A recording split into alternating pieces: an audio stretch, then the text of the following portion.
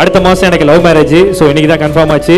So இங்கே சொல்லும்போது எனக்கு ரொம்ப ரொம்ப சந்தோஷமாக இருக்குது. எதுக்கு ஆரத்தி அப்படின்னா அவங்க நீங்கள் 419 கிடையாது 490 அப்படின்னு சொன்னாங்க. 490 மார்க் எடுத்துறீங்க அப்படின்னு சொன்னாங்க. அப்போ தான் எனக்கு புரிஞ்சுது எவ்வளோ நேரம் படிக்கிறது கிடையாது, படிக்கிற 1 hour வந்து ஒழுங்காக படிக்கிறோமாங்கிறது தான் முக்கியம். அந்த ஸ்டூடெண்ட் யாரும் இல்லை, நான் தான் அந்த student. So now call upon all our chief guests on the dais please.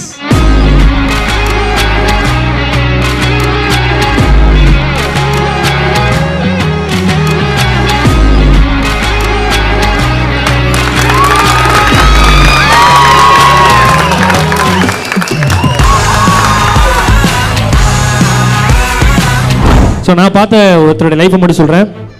நான் 10th படிக்கும்போது ஒரு பையன் இருந்தான். ஃபுல்லாக கேம்ஸ் அப்படி போயிட்டே இருப்பான். அவனுடைய ஸ்கூலில் கடைசி எக்ஸாமில் அவனுடைய மார்க் வந்து 212 மார்க்கு. அவன் சரியாக படிக்கல. ஸோ டீச்சர்ஸ்லாம் வந்து சொன்னாங்க, நீங்கள் வந்து ஒழுங்காக படிக்கலன்னா எப்படிப்பா கஷ்டம், நீ தான் ஸ்கூல்லே இருக்க, ஃபெயில் கீழே ஆகிடுனா ஸ்கூலுடைய பர்சன்டேஜ் கம்மியாகும்னு சொல்லும்போது அவங்க வீட்டில் சொல்லியிருக்காங்க, நீ 400க்கு மேலே எடுப்பா, நீ என்ன வேணால் பண்ணிக்க விட்டுறன்னு சொன்னால் அந்த பையன் உட்காந்து படிச்சிருக்கான். ஃபுல்லாலாம் படிக்கல, ஒரு நாளைக்கு 2 மணி நேரமாக தான் படிச்சிருக்கான். பழைய எப்படி இந்த கேம்ஸ்லாம் விளையாண்டுருக்கான், அதே தான் பண்ணியிருக்கான். எக்ஸாம் ரிசல்ட் வரும்போது என்ன இருக்குது, காலைல 9 மணிக்கு வருதுன்னா 8:55க்கு ஸ்கூல்லேருந்து ஃபோன் வருது, நீங்கள் ஸ்கூலுக்கு வாங்க அப்படின்னு கேட்கும்போது, ஏன் நீங்கள் வந்து 419 மார்க் எடுத்துருக்கீங்க வாங்கன்னு சொல்லி கூப்பிட்டேன். அப்பா பரவாயில்ல, 400 கேட்டாங்க, 419 எடுத்து ஸ்கூலுக்கு போயிருக்கான். ஸ்கூலுக்கு போனால் ஆரத்தி தட்டெல்லாம் வச்சு வெயிட் பண்ணியிருக்கேன். எதுக்கு 419 மார்க் எடுத்துக்கு எதுக்கு ஆரத்தி அப்படின்னா அவங்க நீங்கள் 419 கிடையாது 490 அப்படின்னு சொன்னாங்க. 490 மார்க் எடுத்துருக்கீங்க அப்படின்னு சொன்னாங்க. அப்போ தான் எனக்கு புரிஞ்சுது எவ்வளோ நேரம் படிக்கிறது கிடையாது, படிக்கிற 1 hour வந்து ஒழுங்காக படிக்கிறோமாங்கிறது தான் முக்கியம். அந்த ஸ்டூடெண்ட் யாரும் இல்லை, நான் தான் அந்த ஸ்டூடெண்ட்டு. ஸோ ஏன்னா என்னை பொறுத்த வரைக்கும் நான் லைஃப்பில் நானே ஒரு பாடம் என்னை வச்சு நானே ஒரு செல்ஃப் டெஸ்ட் பண்ணிக்கிட்டேன். எப்படி நம்மளால் படிக்க முடியுமான்னு சொல்லிட்டு ஒரு 35 நாள் அதே மாதிரி தான் கேம்ஸ் போவேன், எல்லாமே பண்ணுவேன். ஆனால் அப்போ உட்காந்து படிக்கும்போது அப்பா நம்மளாலே முடியுது, நானே ஒரு அறிவு இல்லாதவன், என்னாலே முடியுதுன்னா இவ்வளோ அறிவான பசங்களால் எவ்வளோ முடியும்னு சொல்லி தான் என்னால் சொல்ல முடிஞ்சது.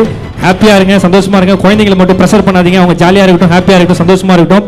குழந்தைங்களாம் இருக்கீங்க, பேரண்ட்லாம் இருக்கீங்க, ஒரு சந்தோஷமான விஷயம் ஷேர் பண்ணிக்கலான்னு இருக்கேன். ஸோ அடுத்த மாதம் எனக்கு லவ் மேரேஜ். ஸோ இன்றைக்கி தான் கன்ஃபார்ம் ஆச்சு. ஸோ இங்கே சொல்லும்போது எனக்கு ரொம்ப ரொம்ப சந்தோஷமாக இருக்குது. இல்லை எங்க பேர் நடுவில் சாருக்குலாம் அவர் சரியாக புரியல, கொஞ்சம் புரியுற மாதிரி சொன்னால் நான் அந்த பொண்ணை லவ் பண்ண, அந்த பொண்ணுக்கு வேற ஒருத்தன் கூட மேரேஜ். ஸோ நமக்கு கடைசி வரைக்கும் மேரேஜுக்கு நமக்கு சம்மந்தமே கிடையாது.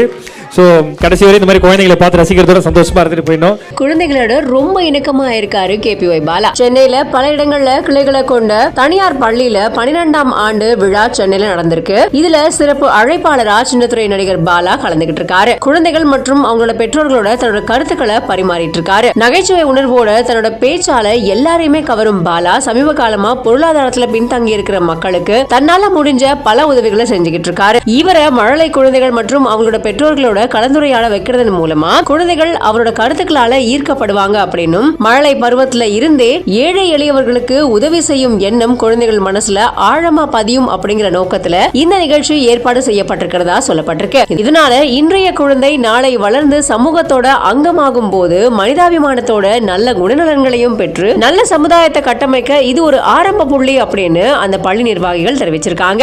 எங்களோட ஆனுவல் டே சமீபமா இங்க வாணி மஹால்ல நடந்தது. அதுக்கு வந்து நாங்க செலிபிரிட்டி பாலாவை இன்வைட் பண்ணியிருந்தோம்.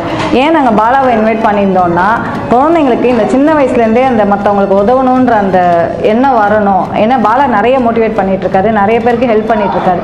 அதனால தான் நாங்கள் பாலாவை சூஸ் பண்ணி இந்த ஃபங்க்ஷனுக்கு இன்வைட் பண்ணியிருந்தோம். அவரும் வந்து பசங்களுக்கு ரொம்ப இன்ட்ராக்ட் பண்ணி பசங்களுக்கும் சரி பேரண்ட்ஸ்க்கும் சரி நிறைய இன்ஃபர்மேஷன் ஷேர் பண்ணார். பசங்களும் அவரை மோட்டிவாக எடுத்துக்கிட்டு நிறைய பேருக்கு ஹெல்ப் பண்ணணும், நிறைய விஷயங்களை கற்றுக்கணுன்றதுக்காக தான் நாங்கள் பாலாவை இன்வைட் பண்ணியிருந்தோம்.